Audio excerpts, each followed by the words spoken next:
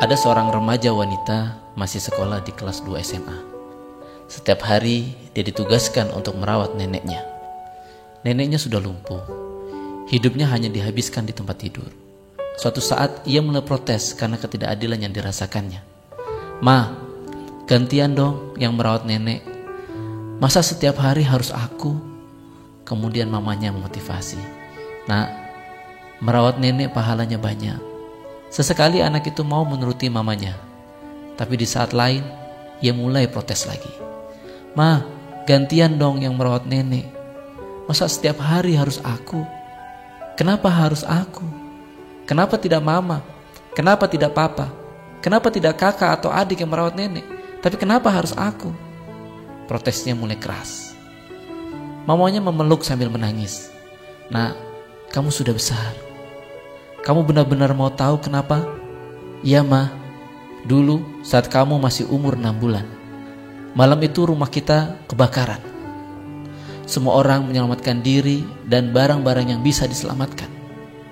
Papa dan nenek menggendong kakak-kakakmu dan mama menggendong kamu. Setelah kita keluar semua, papa bertanya, 'Mana bayinya?' Tanpa sadar ternyata yang mama gendong bukan bayi, tapi guling kecil.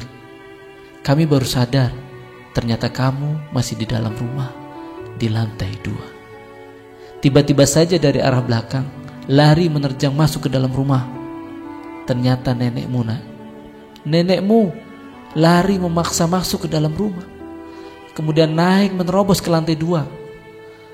Setelah membawamu, nenek terjun dari lantai 2.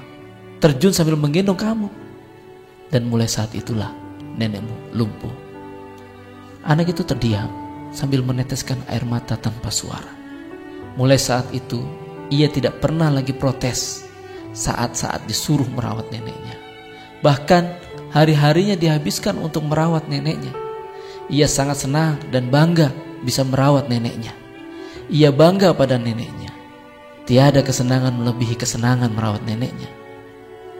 Andaikan kita tahu kenapa kita berbuat sesuatu, maka pastilah kita akan bekerja dengan ikhlas, tekun, dan serius.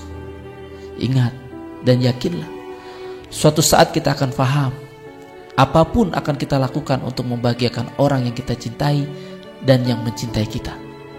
Karena Allah sangat-sangat mencintai kita dan kita mencintai Allah. Saya, Bagus Hernawo.